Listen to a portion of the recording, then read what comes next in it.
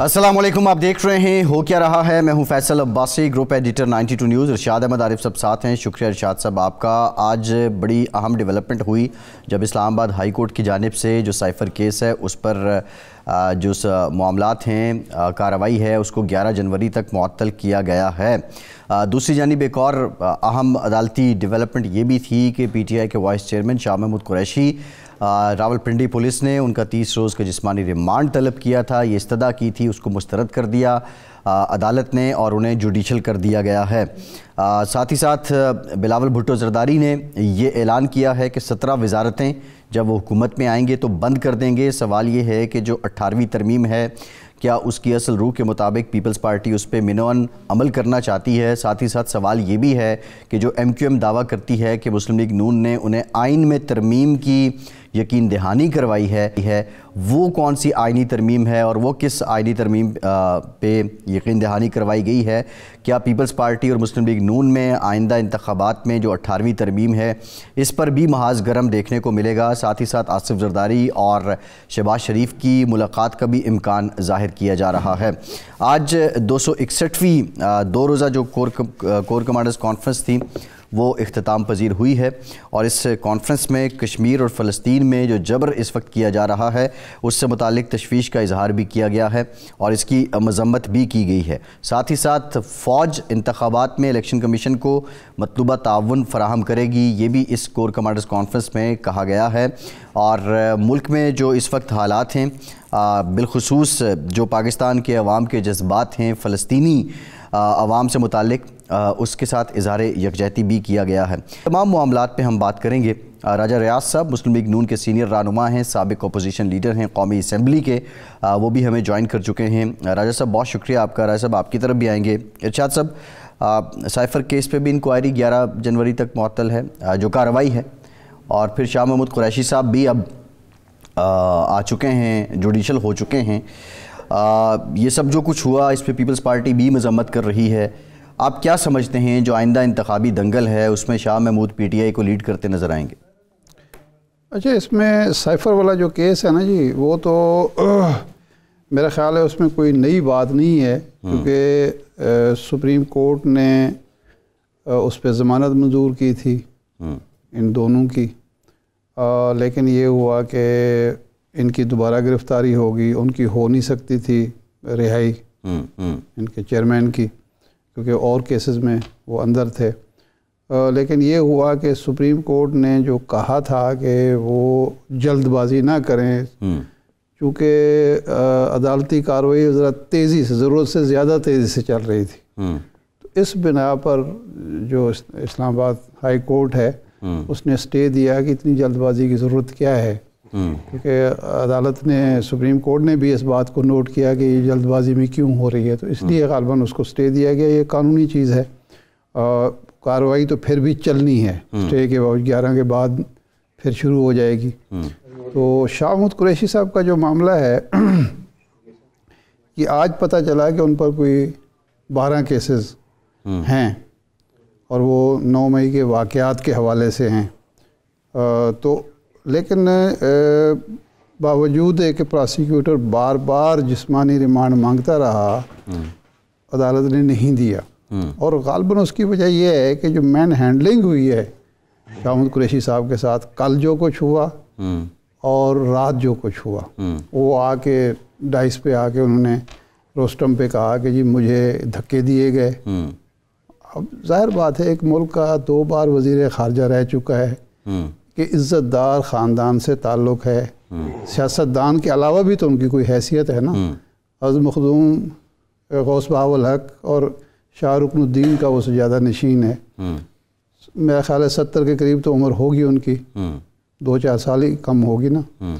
उसको धक्के दिए जा रहे हैं, उसको रात को ठंडे कमरे में बिठाया जा रहा है, गाली, उन्होंने कहा कि मुझे गालियाँ दी गई। तो ये बहरहाल बहुत अफसोसनाक बात है, हथकड़ियाँ आपने उनको लगा दी।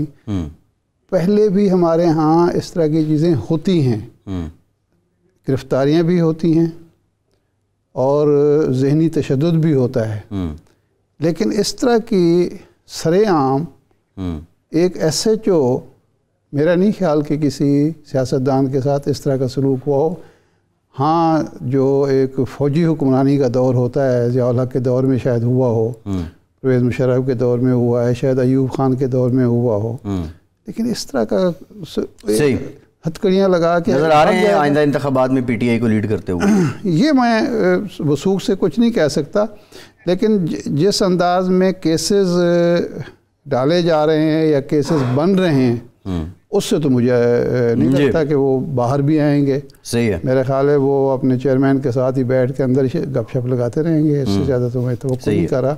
ابھی آپ یہ اندازہ کر لیں کہ شاہ محمود قریشی صاحب کے ساتھ جو سلوک ہوا اس پر ان کے جو بدترین مخالف ہیں حلقے میں، ملتان میں، جنوبی پنجاب میں اور قومی سیاست میں، یوسف رضا گیلانی صاحب کے خاندان کے لوگوں نے بھی اس کی مذمت کی. جاوید ہاشمی صاحب ان کے مخالف ہیں اور ان کی پی ٹی آئی چھوڑنے کی ایک اہم ترین وجہ شاہ محمود قریشی صاحب ہی تھے. وہ بھی مذمت کر رہے ہیں، مخالفت کر رہے ہیں. بلاول بھٹو صاحب نے آج مذمت کی ہے، حالانکہ آپ کو یاد ہوگا بلاول بھٹو نے ان کے بارے میں اسمبلی میں کھڑے ہو کے کیا کہا تھا، عمران خان سے کہا تھا کہ ان سے بچ کے رہنا ہے، اور یہ بھی بڑے القابات سے نوازتے رہے، بلاول صاحب کو بچہ ہے یہ وہ ہے. لیکن اس کے باوجود وہ ایک ایسا واقعہ ہے جس کی بلاول کو بھی مذمت کرنی پڑی ہے. تو یہ میرا خیال ہے ہمیں ہماری بیوروکریسی کو، ہماری پولیس کو یہ روایات نہیں ڈالنی چاہیے. صحیح، ٹھیک ہے. اب ارشاد صاحب راجہ صاحب کی طرف چلتے ہیں، اور راجہ صاحب سے میں ڈائریکٹلی جو انتخابی معاملہ ہے اس کی طرف جانا چاہوں گا. راجہ صاحب، آپ نے جب پی ٹی آئی کے خلاف علم بغاوت بلند کیا تو آپ کہتے تھے کہ ہم حلقے میں جانے کی پوزیشن میں نہیں ہیں، اور آنے والے دنوں میں پی ٹی آئی کو امیدوار نہیں ملیں گے، کوئی ٹکٹ لینے والا نہیں ہوگا. لیکن یہ 2434 امیدوار آ گئے ہیں، سب سے زیادہ ان کے. تو آپ کا کیا اس وقت اندازہ غلط تھا؟ شکریہ باسی صاحب. باسی صاحب، عمران خان 5 سال پورے کر جاتا تو جو میں نے کہا تھا 100% درست ثابت ہونا تھا. لیکن کیونکہ ملک ڈیفالٹ کر رہا تھا، تمام ادارے تباہ ہو رہے تھے، اس کے خلاف عدم اعتماد کی. جب یہ وزیر اعظم تھا تو اس کا گراف بہت نیچے آ چکا تھا، آپ جس سے مرضی یہ چیک کرا لیں. جب عدم اعتماد ہوا، پھر اس نے سائفر کا ڈرامہ کیا، پھر اس نے پولیس پہ حملے کیے، اپنے آپ کو مظلوم ثابت کرنے کی کوشش کی. اس کے بعد اس کا ووٹ بینک میں یقیناً اضافہ ہوا ہے، اس میں کوئی شک والی بات ہی نہیں ہے. لیکن یہ سارے ڈراموں کا نتیجہ ہے، سارے بوگس جو اس نے سلسلہ رکھا ہے ایک عرصہ دراز تک. اور میں یہ بھی اس چیز کا بھی قائل ہوں کہ یہ جیل میں ہے تو اس وجہ سے بھی اس کو ہمدردی مل رہی ہے. اور اس آدمی نے جو ملک کا بیڑا غرق کیا ہے، ملک کا ستیہ ناش کیا ہے، وہ ایک لمبی سٹوری ہے، میں اس تفصیل میں نہیں جانا چاہتا. لیکن یہ ایک حقیقت ہے کہ لوگ اس کا گراف بڑھا ہے وزیر اعظم کی کرسی سے اترنے کے بعد، اور آہستہ آہستہ اور بڑھ رہا ہے، اس میں بھی کوئی شک نہیں. لیکن انشاءاللہ تعالی ہم مسلم لیگ نون بھرپور مقابلے کے لیے تیار ہے. میں نے پہلے بھی کہا ہے کہ مسلم لیگ نون پنجاب میں سویپ کرے گی، اور انشاءاللہ وزیر اعظم پاکستان 8 تاریخ کو میاں نواز شریف ہوں گے. تو اس سے ہمیں کوئی نہ ڈر ہے نہ کوئی خوف ہے.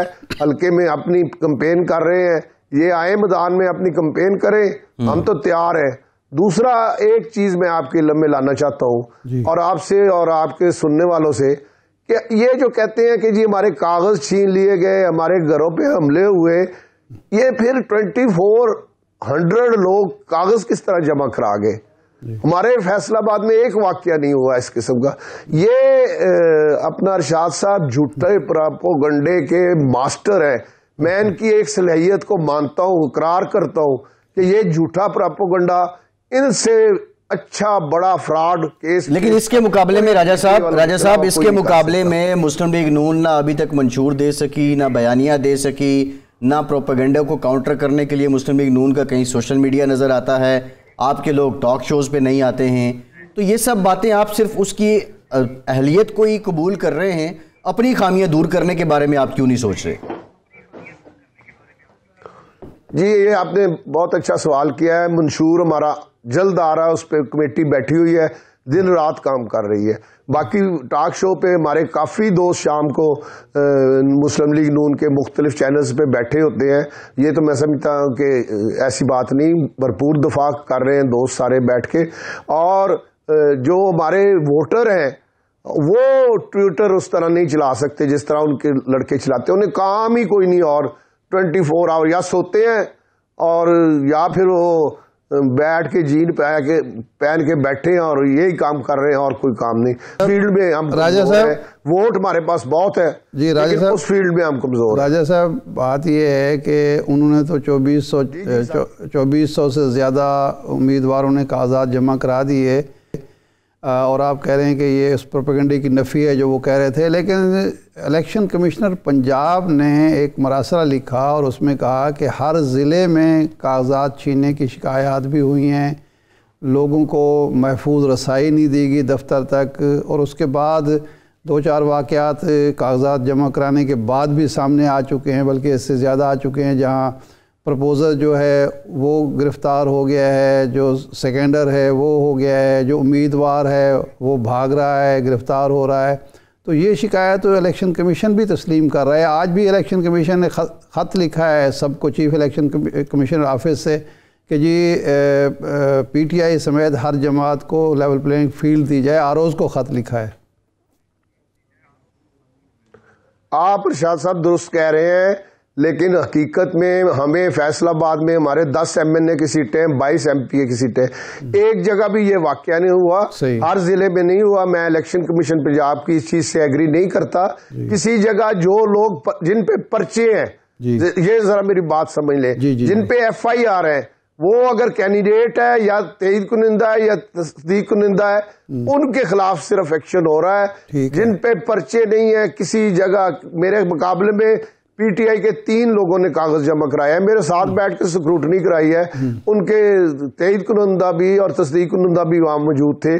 کوئی ایسی بات نہیں ہوئی. میرے ساتھ ایک اور ریٹرننگ افسر بیٹھے تھے, کسی جگہ یہ واقعہ نہیں ہوا.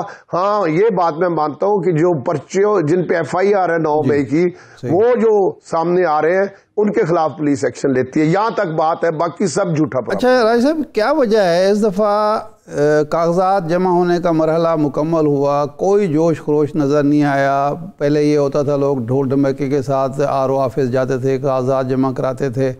اور پی ٹی آئی والے تو چلو چھپ رہے ہیں, ان کے خلاف کیسز ہیں وہ نہیں سامنے آ رہے. آپ کے اور باقی پارٹیوں کے بھی اس طرح سے لاہور میں بھی ہم نے نہیں دیکھا, باہر سے بھی ہمیں کوئی جو پہلے جوش خروش تھا, وہ کیا وجہ ہے؟ لوگوں کے اندر کوئی مایوسی ہے یا لوگوں کے اندر میچورٹی آ گئی, وہ سمجھتے ہیں بھئی ایک آدمی جائے کاغذات جمع کرا کے آ جائے؟ میرا خیال ہے جو آپ نے سیکنڈ آپشن بتایا نا کہ لوگوں میں میچورٹی آ گئی ہے اور لوگ سمجھتے ہیں کہ یہ وقت کا ضیاع ہے, لوگوں کو بھی تکلیف دینا. آج کل آپ کو پتہ ہے لوگ مہنگائی سے پریشان ہیں, اور اس پہ ان کو ہم ہر روز بلا لیں تو وہ مناسب نہیں ہے. میں خود تھوڑے سے دوست 15-20 دوستوں کے ساتھ جا کے جمع کرا کے آیا ہوں. یہ نہیں کہ میں 10-15 ہزار آدمی لے کے نہیں جا سکتا تھا, اللہ کا شکر ہے میں لے کے جا سکتا تھا, لیکن اس کی ضرورت نہیں آئی. لوگوں میں میچورٹی آ گئی ہے, لوگ سمجھتے ہیں یہ وقت کا ضیاع ہے, اور یہی وجہ ہے. پہلے ہم خود 93 میں جلوس بنا کے جاتے تھے کہ کاغذ جمع کرانا ہے, اب وہ ٹرینڈ بدل گیا ہے. نہیں تو راجہ صاحب یہ ڈھول والوں نے بھی اب پیسے زیادہ لینے شروع کر دیے ہیں. نہیں, ڈھول والوں نہیں, جو لوگوں کو ہم بلاتے ہیں ان لوگوں کے اپنے اپنے مسائل ہیں, ہم انہیں زیادہ کوشش کرتے ہیں کہ تکلیف نہ دیں. صحیح.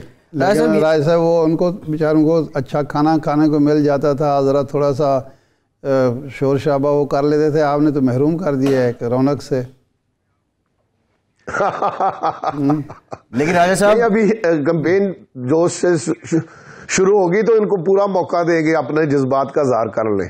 اب راجہ صاحب ایک اور بھی مسئلہ ہے نا, 8 فروری کو اکثر جگہوں پہ ڈھول والے سٹینڈ بائی رہیں گے لیکن بجائیں گے نہیں, تو وہ مسلم لیگ نون کے اب آپ امیدوار ہیں, فرق کیا فیل کرتے ہیں جب آپ اپنے حلقے میں جاتے ہیں؟ لوگوں کا جو آپ کے ساتھ رسپانس تھا, جو لوگ پی ٹی آئی کے فورم سے آپ کو سپورٹ کر رہے تھے, کیا وہ آج بھی کر رہے ہیں؟ جنہوں نے پیپلز پارٹی کے فورم سے کیا وہ آج بھی کر رہے ہیں؟ عمومی طور پہ میچورٹی آئی ہے تو رویوں میں فرق کتنا آیا ہے ووٹر کے؟ اس میں عباسی صاحب, میں اس حلقے میں جس میں ابھی بیٹھا ہوں اور آپ سے بات کر رہا ہوں. 40 سال سے میں سیاست کر رہا ہوں اور میں نے بطور ورکر اپنے آپ کو سیاست کی ہے. میرا اپنا ذاتی تعلق ہے لوگوں کے ساتھ، بہت زیادہ لوگوں کے ساتھ پیار ہے، لوگ محبت کرتے ہیں. مجھے بہت ساری اور جو کینڈیڈیٹ ہیں ان کے مقابلے میں مجھے ایک تو بہت پرانا ہو گیا ہوں، تجربہ ہو گیا ہے، لوگوں سے تعلق ہے، ذاتی تعلق ہے. لوگ میرے ساتھ پیپلز پارٹی سے گیا تو لوگ میرے ساتھ پی ٹی آئی میں گئے، پی ٹی آئی سے نون میں گیا ہوں تو کوئی ایک آدمی بھی ایسا نہیں جو میرے ساتھ نون لیگ میں نہ آیا ہو. تو یہ اللہ کا شکر ہے، میں لاکھ لاکھ اللہ کا شکر ادا کرتا ہوں. اور مجھے حلقے میں کوئی مسئلہ نہیں. میں انشاءاللہ اللہ کے فضل، اللہ کی مہربانی سے بہت بھاری میجارٹی سے انشاءاللہ کامیاب ہوں گا. اچھا راج صاحب، اب پارٹی کے اندر مسلم لیگ نون کے اندر ایک پارٹی کے اندر بھی شکوے شکایات گلے شکوے سامنے آ رہے ہیں کہ جی ہم لوگوں کی خدمات ہیں، جو پرانے لوگ ہیں ان کو نظر انداز کر کے نئے لوگوں کو موقع دیا جا رہا ہے، ٹکٹ دیے جا رہے ہیں. پھر پارٹیوں مسلم لیگ نون نے استحکام پاکستان پارٹی، جے یو آئی، دوسری جماعتوں کے ساتھ ایم کیو ایم وغیرہ کے ساتھ جو مذاکرات کیے، بلکہ وعدے کیے، اس حوالے سے بھی شکوے شکایات سامنے آ رہے ہیں. آج جے یو آئی نے کہا ہے کہ جی اب ہم پنجاب میں اور کے پی کے میں پیپلز پارٹی کے ساتھ بات کریں گے. استحکام پاکستان پارٹی والے بھی ناراض لگتے ہیں کہ جی ہم سے وعدے کیے گئے اور اب ایفائے عہد نہیں کیا جا رہا. تو یہ جو اندرونی اضطراب ہے اور ہیجان ہے یا بے چینی ہے، اس کی وجہ سے تو کہیں آپ لوز نہیں کر بیٹھیں گے الیکشن؟ دیکھیں، مسلم لیگ ایک بہت بڑی جماعت ہے اور انشاءاللہ پنجاب میں اس کے پاس حکومت ہوگی، وفاق میں حکومت ہوگی اور سارے لوگ آپ دیکھیے گا کہ ایڈجسٹ ہو جائیں گے. بلدیاتی الیکشن آنے ہیں، اس میں لوگ ایڈجسٹ ہو جائیں گے. ہماری کوشش ہوگی کہ کوئی آدمی مسلم کی لیگ کا جو ٹکٹ ہولڈر کا امیدوار ہے کوئی بھی ناراض نہ ہو، اور اس کے لیے پوری ورکنگ ہو رہی ہے. اسی طرح فیصلے ٹھوسے نہیں جا رہے، بلکہ میاں صاحب خود جس کو ٹکٹ نہیں بھی دینا اسے بلا کے اسے سمجھا رہے ہیں. میاں نواز شریف صاحب، میاں شہباز شریف صاحب، مریم بی بی اور حمزہ صاحب، ہم نے ٹکٹ اس لیے نہیں ابھی اناؤنس کیے کہ اس پہ ساری ورکنگ ہو رہی ہے تاکہ مسلم لیگ نون کے جتنے لوگ ٹکٹ اپلائی کیا ہے وہ جس کو بھی ٹکٹ ملے بھرپور طریقے سے اس کی انتخابی مہم چلائیں. تو احسان افضل صاحب کو بھی سمجھا دیا ہے کوشش. احسان افضل صاحب اپنا میرے چھوٹے بھائی ہیں، جو بھی فیصلہ ہوگا انشاءاللہ تعالی میں بھی عمل کروں گا، وہ بھی عمل کریں گے. جی ٹھیک. بہت شکریہ راجہ ریاض صاحب. آپ کے وقت بریک کے بعد دوبارہ حاضر ہوتے ہیں.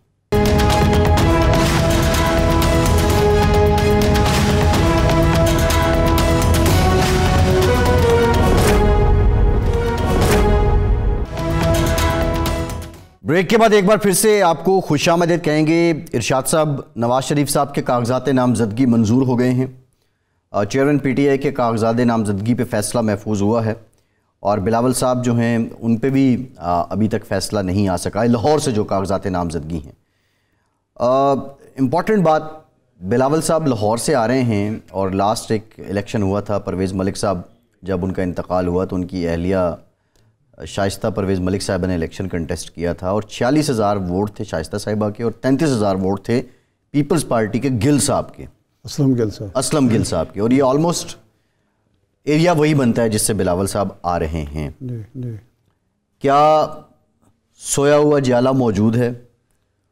اس کو پیپلز پارٹی جگہ پائے گی؟ اور اگر بلاول بھٹو لاہور سے سیٹ نکال لیتے ہیں تو مسلم لیگ نون کا جو سیاسی سٹیک ہے لاہور کا وہ کتنا رہ جائے گا؟ اچھا، اس الیکشن میں ایک چیز ہوئی تھی کہ پی ٹی آئی کا امیدوار ہی نہیں تھا. جو امیدوار جن کو ٹکٹ ملا تھا وہ لیٹ ہو گئے، انہوں نے کاغذات جمع کرائے اور اپنا جو تجویز کنندہ تھا یا دوسرا تھا وہ دوسرے حلقے سے تھا. ہاں، اور یہی غلطی ابھی یہاں لاہور میں بھی ہوئی ہے. جو پی ٹی اے کے چیئرمین کے کاغذات ہوئے ہیں ان کا بھی شاید یہی پھٹا ہے کہ ان کے کاغذات نہیں، وہ شکایت کنندہ دوسرے حلقے سے ہے.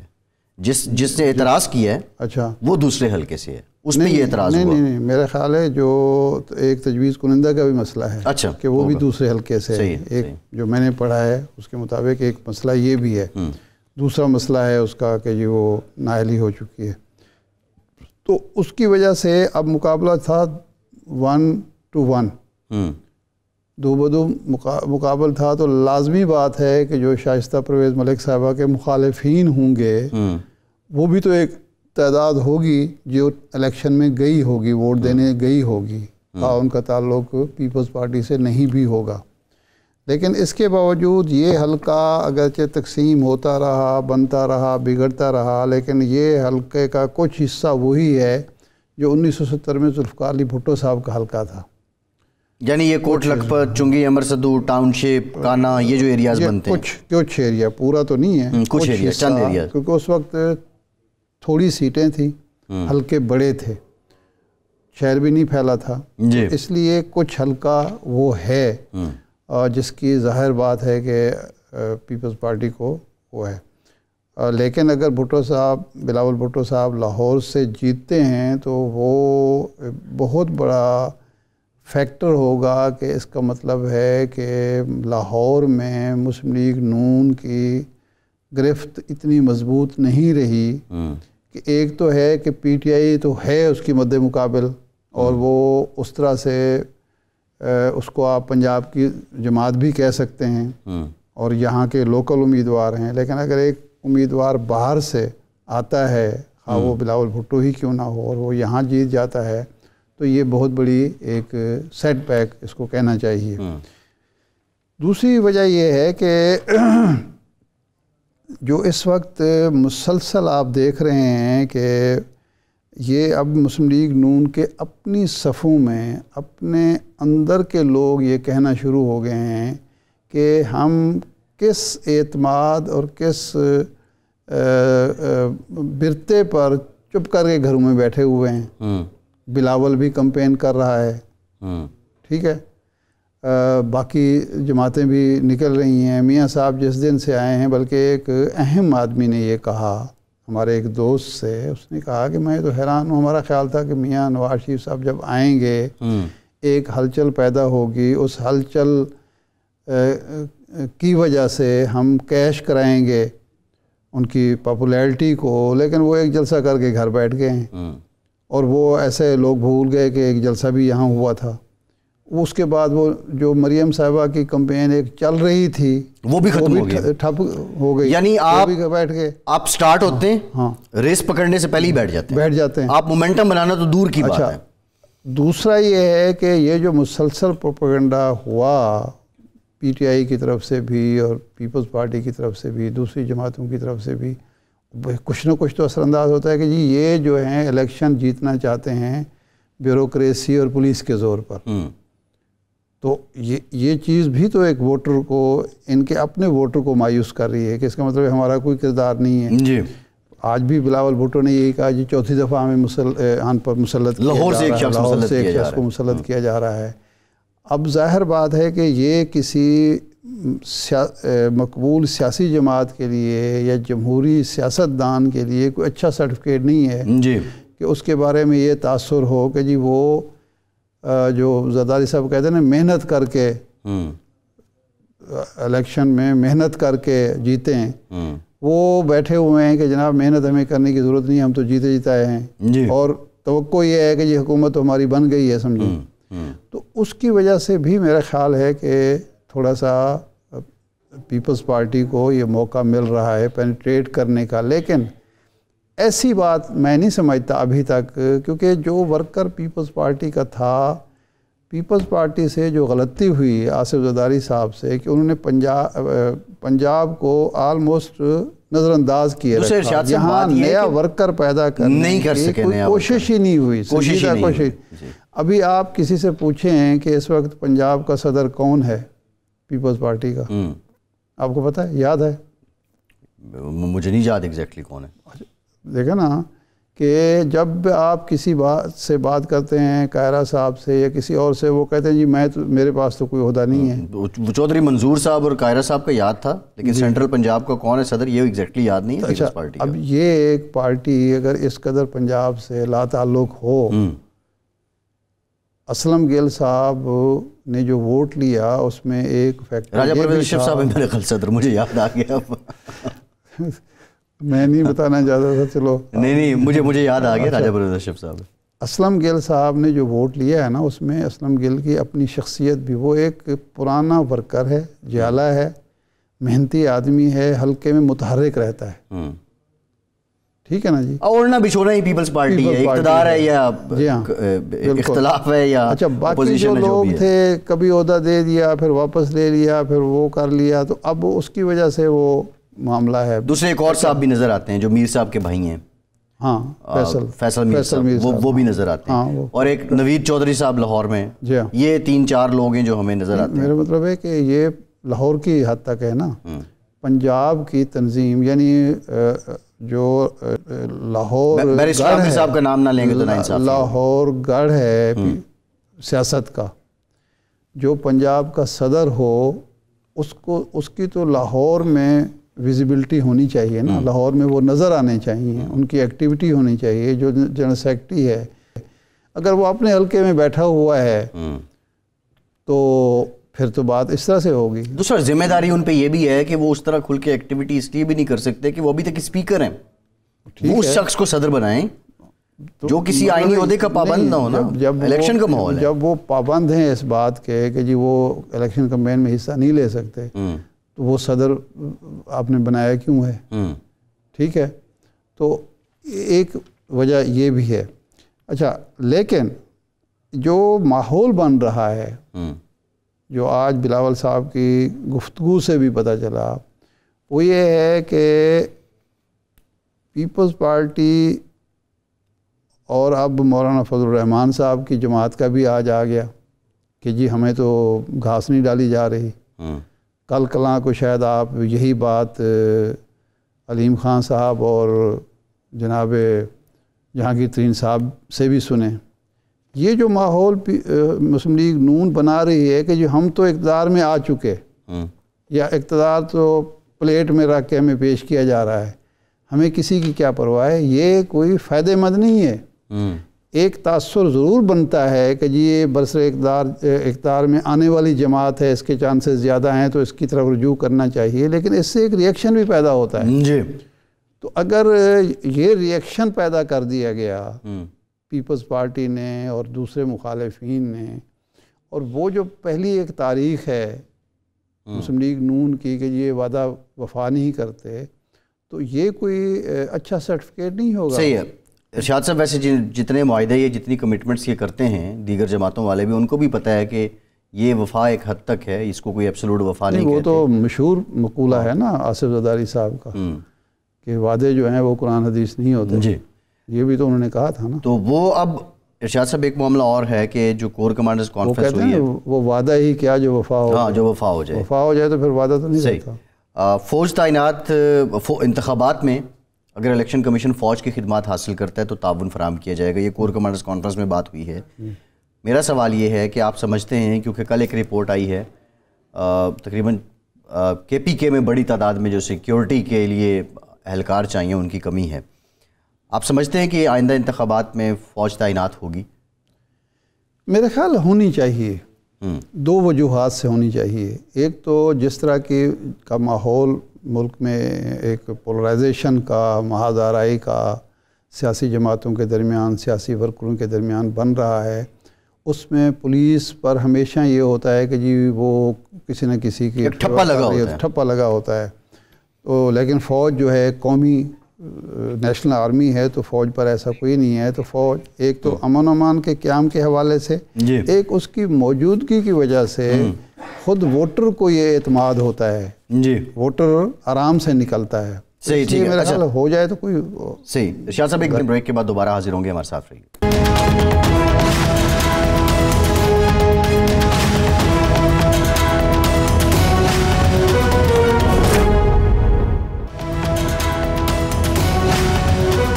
بریک کے بعد ایک بار پھر سے آپ کو خوش آمدید کہیں گے. ارشاد صاحب سیاسی اور انتخابی معاملات پہ بھی بات کریں گے. جو 261ویں کور کمانڈرز کانفرنس ہوئی ہے، اس میں جو فلسطین اور کشمیر میں ظلم اور جبر کی داستانیں رقم کی جا رہی ہیں، اس سے متعلق بھی تشویش کا اظہار کیا گیا ہے. آج پاکستان کے پرائم منسٹر نے بھی ایک ویڈیو میسج دیا ہے، اور بالخصوص پاکستان کی طرف سے جو امداد ہے وہ بھی پہنچائی جا رہی ہے. آپ کیا سمجھتے ہیں؟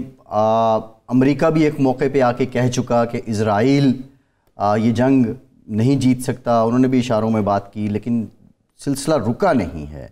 اب یہ کس طرف جا رہا؟ اچھا جی، لگتا تو یوں ہے کہ اسرائیل شاید یہ سمجھ کے یہ جنگ لڑ رہا ہے کہ یہ اس کی آخری جنگ ہے اور زندگی اور موت کا مسئلہ بنا لیا اس نے، کیونکہ اس کا وجود تو ناجائز تھا، ناجائز ہے، ناجائز رہے گا. لیکن جو امریکہ کی وجہ سے امکانات تھے کہ اس کا وجود برقرار رہے اور اس کے وجود کو تسلیم کر لیا جائے، اس نے وہ امکانات بھی ملیمیٹ کر دیے ہیں جی، اور یہ ثابت کیا ہے کہ واقعی یہ اسرائیل جو ہے ایک صہیونی ریاست ہے جو نہ تو انسانی اقدار پر کوئی یقین رکھتی ہے، نہ عالمی قوانین کا اس کو احساس ہے، نہ وہ امن قائم رکھنا چاہتی ہے. جی، تو اس بنیاد پر اب ری تھنکنگ ہر جگہ پہ ہو رہی ہے، ایک لازمی نتیجہ ہے. اس نے ثابت کر دیا ہے کہ نہ وہ جنگی جو اصول طے شدہ ہیں ان پر بھی کوئی کار فرما نہیں ہے، اور بچوں کو، بوڑھوں 8,000 کو، بچے، خواتین کو، 8,000 بچے میرا 90 نہیں دنوں خیال میں. کہ دیکھیں لاکھوں کی تعداد میں لوگ ہلاک ہوئے تھے جنگ عظیم میں، دونوں جنگ عظیم میں، بلکہ کروڑ سے زیادہ کی تعداد ہے، لیکن اتنے بچے شاید اس وقت بھی نہ ہوئے ہوں کئی سال تک چلنے والی جنگ میں. تو اس لیے اب یہ ضروری ہو گیا ہے، اور کور کمانڈ کانفرنس نے بالکل صحیح کہا کہ یہ دو، اچھا اتفاق یہ ہے کہ انڈیا اور اسرائیل دونوں ہی ایک دوسرے کو کاپی کرتے ہیں، ایک دوسرے کی نقل کرتے ہیں. وہاں بھی عالمی قوانین کی کوئی اہمیت نہیں ہے، انڈیا کے نزدیک بھی، اسرائیل کے نزدیک بھی. وہاں بھی جو اقوام متحدہ کی سلامتی کونسل کی قراردادیں ہیں وہاں بھی کوئی وقت نہیں ہے، یہاں بھی کوئی وقت نہیں ہے. وہاں بھی ناجائز قبضہ ہے، یہاں بھی ناجائز قبضہ ہے، یعنی مماثلتیں ہیں. پھر مذہبی کارڈ ہے، مذہبی انتہا پسندی ہے، دونوں طرف سب کچھ ہے. اچھا یہ صورت ہے. تو پاکستان چونکہ ایک نیوکلیر پاور ہے، مسلم نیوکلیر پاور ہے، تو اس وجہ سے پاکستان کی فوج کی طرف سے یہ بات سامنے آنا یہ کشمیریوں کے لیے بھی حوصلہ افزا ہے، فلسطینیوں کے لیے بھی حوصلہ افزا ہے. جی، اور انوار اللہ کاکڑ صاحب نے جو اعلان کیا ہے کہ یہ نئے سال کی تقریبات سادگی سے منائی جائیں، بلکہ نہ منائی جائیں. نئے سال کی تقریبات ہماری کوئی روایت نہیں ہے، ہماری اقدار کا حصہ نہیں ہے، یہ ہم نقالی کرتے ہیں کسی. جی، تو اس موقع پر جبکہ وہاں بچے، بوڑھے، خواتین، معصوم شہری جو ہیں جانیں دے رہے ہیں، جی، اگر ایک دن ہم خوشی نہیں منائیں گے تو یہ ہمارا فرض بنتا ہے. اور انہوں نے اچھا کیا ہے کہ یہ پیغام دیا ہے، اور اس پیغام کو من و ان قبول کرنا چاہیے ہر پاکستانی شہری کو، خواہ وہ دولت مند ہے یا نہیں ہے. جی، اپنے جذبات پر قابو پا کے کوشش کرنا چاہیے کہ اس دن نہ یہاں ہلڑ بازی ہو، نہ یہ محفلیں جو سجتی ہیں نہ سجائی جائیں، اور بیٹھ کے اگر ہم کر سکتے ہیں جو وہ یہ ہے کہ بیٹھ کے دعا کریں جی، فلسطینی عوام کے لیے، اور کوشش کریں کہ ہم اگر جی کوئی مدد کر سکتے ہیں، کوئی امداد دے سکتے ہیں تو اس کا کریں. صحیح، بالکل ٹھیک. یہ ایک نیا سال منانے کا ایک بہتر طریقہ ہوگا. صحیح. اچھا ارشاد صاحب پھر سے ذرا آتے ہیں جو سیاسی معاملات ہیں. بلاول بھٹو نے کہا کہ اچھا اس میں ایک چیز جو ہے وہ آج ورلڈ بینک کی ایک رپورٹ آئی ہے جی جو ہمیں اس پر غور کرنا چاہیے. وہ معاشی نظام ناکارہ ہو چکا ہے، ہمارے جو معاشی ماڈل ہے وہ ناکام ہو، اس پر ہمیں توجہ دینی چاہیے. بالکل ٹھیک ہے، اس پہ بھی بات کرتے ہیں. قمر زمان قاہرہ صاحب پاکستان پیپلز پارٹی کے سینئر رہنما ہمیں جوائن کر چکے ہیں. قاہرہ صاحب بہت شکریہ آپ کے وقت کا. قاہرہ صاحب، بلاول صاحب نے آج کہا ہے کہ چوتھی بار لاہور سے ایک شخص کو مسلط کرنے کی کوشش کی جا رہی ہے. اب سوال یہ ہے کہ یہ مسلط کرنے کی بات آپ کر رہے ہیں، لیکن اسی شخص کی جماعت کے ساتھ 16 ماہ آپ حکومت میں رہے، تو کیا یہ تضاد نہیں ہے؟ حکومت کے بیان اور اپوزیشن میں آتے ہی باتیں اور. آپ کو کس نے کہہ دیا کہ کسی اتحاد میں جماعتیں چلی جائیں تو پھر ایک دوسرے میں مرج ہو جاتی ہیں، پھر اپنے الیکشن نہیں لڑتی، پھر اپنے تحفظات نہیں رکھتی؟ مولانا فضل الرحمان صاحب اور نواز شریف صاحب کے ساتھ مرجر ہو گیا کیا؟ وہ بھی آپس میں اختلاف رکھتے ہیں. اگر کسی چیز پہ ہم حکومت میں تھے اس وقت، وہ ایک شعر ہے نا، میں اس وقت بھی پڑھتا تھا یہ شعر کہ اپنے اپنے بے وفاؤں نے ہمیں یکجا کیا، ورنہ تو میرا نہ تھا اور میں کبھی تیرا نہ تھا. تو یہ صورتحال ہوتی ہے. ہر جماعت کے اپنے ووٹر ہوتے ہیں، اپنی اس کی اسٹرینتھ ہوتی ہے، اپنی اس کی خواہش اور کوشش ہوتی ہے. حالات کے تحت آپ بعض اوقات قومی ضرورتوں کے تحت آپ اکٹھے ہوتے ہیں، وہ آپشن نہیں ہوتا. ہر جماعت کوشش یہ کرتی ہے کہ اس کو ساری سیٹیں مل جائیں یا کم از کم اکثریت ملے کہ وہ اپنی گورنمنٹ فارم کرے. اس وقت جب بھی حالات ایسے بنے گے تو کولیشن گورنمنٹس مجبوریاں ہوتی ہیں. ہم ایک مجبوری اکٹھے تھے، بالکل چلے، خلوص نیت سے چلے. آج بھی ہم ایک بات یہ کہہ رہے ہیں کہ یہ ہماری آبزرویشن ہے، اور جو ہم کہہ رہے ہیں وہ آپ سمیت پاکستان کا سارا میڈیا، سارے انٹلیکچوئلز، جس دن میاں صاحب لندن سے چلے تھے اس دن سے لے کے ابھی تک آپ سب لوگ یہ تبصرہ کرتے رہے کہ میاں صاحب کے لیے رستے ہموار کیے جا رہے ہیں، ان کو فیور دی جا رہی ہے، ان کو ایج دی جا رہی ہے. اور ان کی جماعت کے اوپر جب یہ سوال ہوئے تو انہوں نے کہا کہ ہاں نہیں ہمارے لیے فیور تو نہیں ہو رہی، لیکن ہمارے ساتھ بڑی زیادتیاں ہوئی ہیں، ریڈریسل ہو رہی ہے. صحیح. اچھا قاری صاحب، یہ تو آپ نے درست فرمایا کہ مرجر نہیں ہے، تنقید ہے، لیکن بلاول صاحب نے آج امپورٹنٹ بات کی، میرے نزدیک تو امپورٹنٹ ہے کہ 17 وزارتیں ایسی ہیں جو صوبوں میں قائم ہیں اور مرکز میں بھی، جو کہ 18ویں ترمیم کے بعد نہیں ہونی چاہیے، اور وہ ایک وسائل کا ضیاع ہے، اربوں روپے اس پہ ضائع ہو رہے ہیں. یہ بڑا ویلڈ پوائنٹ ہے 18ویں ترمیم کی روح سے کہ وہی وزارت تعلیم صوبے میں بھی ہے، مرکز میں بھی ہے، وزارت صحت ہے، بلدیات ہے، کئی وزارتیں ہیں. لیکن سوال یہ ہے کہ 16 ماہ آپ حکومت میں رہے، اس وقت کوئی کوشش ہوئی کہ 1-2 وزارتیں ہی ختم کر جاتے؟ اس وقت تو یہ ساری وزارتیں چل رہی تھی اور سارے وزیر بن کے بیٹھے ہوئے تھے، 100 کے قریب وزیر تھے، وزیر مشیر ملا جلا کے. ارشاد صاحب، پہلی بات تو یہ ہے کہ 100 کے قریب مشیر نہیں تھے. اس وقت بھی ہم وضاحت کرتے رہے، جو اسپیشل اسسٹنٹ ہوتے ہیں یہ مشیر یا وزیر نہیں ہوتے. ان کے پاس نہ کوئی آفسز ہوتے ہیں، نہ ان کو بڑی مراعات ملتی ہیں، نہ ان کو کچھ اور ہوتا ہے. وزیر اتنے ہی تھے جتنا پاکستان کے آئین کے اندر گنجائش ہے، اور مشیر بھی اتنے ہی تھے. یہ ایک مس نارمل ہے جس کو بار بار ریپیٹ کیا جائے، پتہ نہیں کیوں. دوسرا، ہم 14 مہینے کے لیے رہے، اور جن حالات میں رہے وہ آپ کے علم میں ہے کہ کرائسس بہت بڑا تھا، اور ہم حکومت کے جونیئر پارٹنر تھے، سینئر پارٹنر مسلم. ہمارا یہ اس وقت بھی خیال تھا جب ہم نے 18ویں ترمیم کی تھی تو ڈیولوشن کا نظریہ یہ تھا کہ جب آپ نے محکمے نیچے ٹرانسفر کر دیے، صوبوں کو اختیار دے دیے، تو پھر مرکز سے یہ محکمے ختم کر دینے چاہیے. لیکن ہماری گورنمنٹ کے بعد جب میاں صاحب کی گورنمنٹ آئی تو یہ محکمے وہاں بھی دوبارہ اسٹیبلش ہو گئے مرکز میں، اور اس کے بعد عمران خان کی گورنمنٹ میں مزید ان کو کنسولیڈیٹ کر دیا گیا. ہمارے لیے اس وقت یہ ممکن تھا نہیں، اور کرائسس بھی بہت بڑا تھا. آج تو ہم پاکستان کے عوام کے پاس اپنا ایجنڈا لے کے جا رہے ہیں کہ ہم یہ کام جو ہم نے 18ویں ترمیم میں پرنسپل ہی کر دیا، لیکن اس کے بعد سبسیکوینٹ گورنمنٹ جو تھیں وہ نہیں کر پائیں یا انہوں نے نہیں کیا. اب ہم یہ کرنا چاہتے ہیں، آپ ہمیں اس بنیاد ووٹ دیں. اس لیے اب تو ہم ایک مینیفیسٹو کے طور پہ لے کے جا رہے ہیں. اچھا قاری صاحب، کوئی دوئی نہیں ہے، کوئی تضاد نہیں. اچھا قاری صاحب، ایم کیو ایم یہ کہتی ہے کہ مسلم لیگ نون کے ساتھ جو ان کا اتحاد ہوا ہے اس کی جو کلیدی شرط ہے وہ کسی آئینی ترمیم کی بات کرتے ہیں.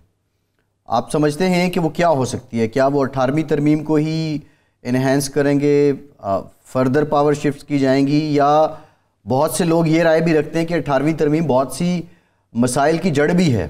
آپ کیا سمجھتے ہیں کہ ان کی کن شرائط پہ معاملات طے ہوئے ہوں گے؟ یہ جو جڑ والا کام ہے جی، یہ تو بالکل ہی غلط تصور ہے.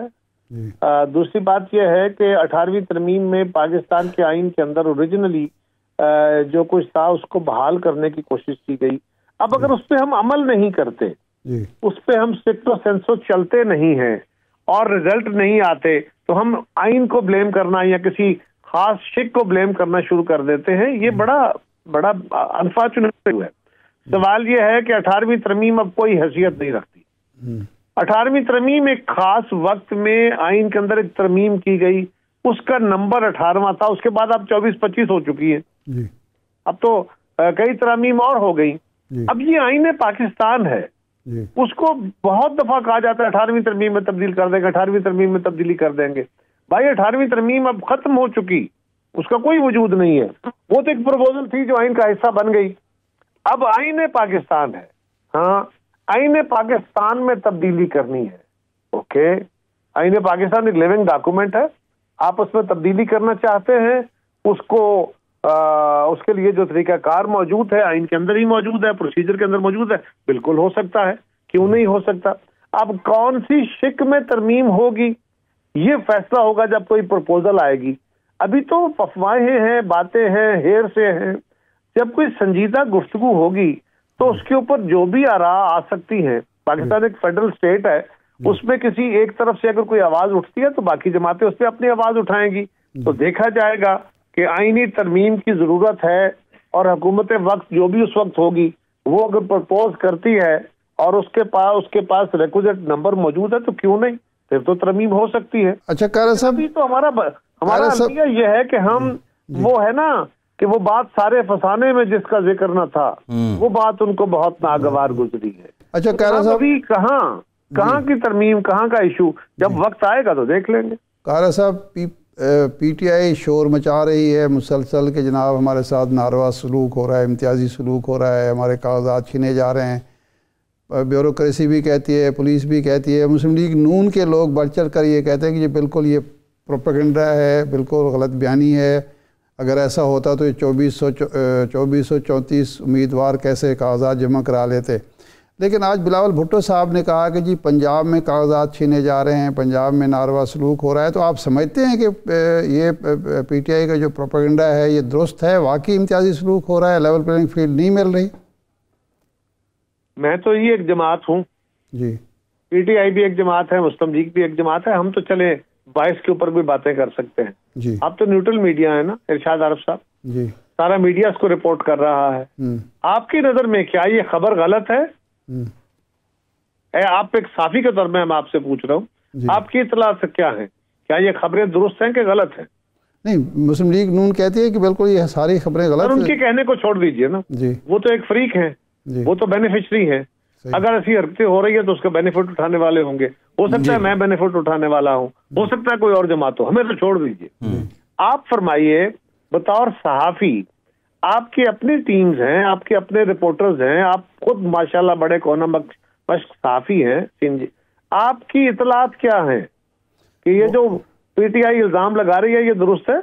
जी कारा साहब, वो तो जब हम अपना तबसरा तजिया करते हैं वो इसका हम अपनी राय देते हैं, दे रहे हैं, मुसलसल दे रहे हैं। हम आपसे आपकी राय पूछ रहे हैं कि मैं अपनी राय देने से पहले आपकी राय लेके फिर कायरा साहब बात ये है कि देखें आप जो बात कर रहे हैं ये फैक्चुअली रिपोर्ट हुआ है, लेकिन उसके बावजूद जिस लेवल पे प्रोपेगेंडा या शोर मचाया गया तो पीटीआई 2434 उम्मीदवार सबसे ज़्यादा उन्होंने कागजात नामजदगी भी जमा करवा दिए।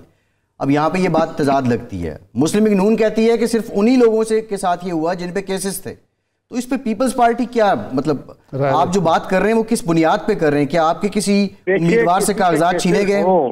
देखिए ये भी बात गलत है। किसी पे केसेस हो तो उसके कागज अगर लीगली मुस्तरद हो सकते हैं तो रिटर्निंग अफसर का इख्तियार है ना जी, उसको कागज जमा कराने से पुलिस वाला रोके। ये किसने कहा है? ये कौन सा कानून उसको इख्तियार देता है? ये कौन सा तरीकाकार है कि रियासत चिटकपड़िए जो हैं वो लोगों को कागज जमा ना कराने दे? इसका तो कोई वजूद नहीं है। ये तो सीधी सीधी इलीगैलिटी है, सीधी सीधी गुंडागर्दी है। क्या पीपल्स पार्टी के किसी शख्स को रोका गया है कायरा साहब? नहीं, मेरी इत्तलात के मुताबिक हमें तो नहीं रोका। जी बिल्कुल ठीक। प्रोग्राम का टाइम खत्म हो गया, बहुत शुक्रिया साहब। इरशाद साहब आपका शुक्रिया। आज के प्रोग्राम से इतनी इजाजत दीजिए।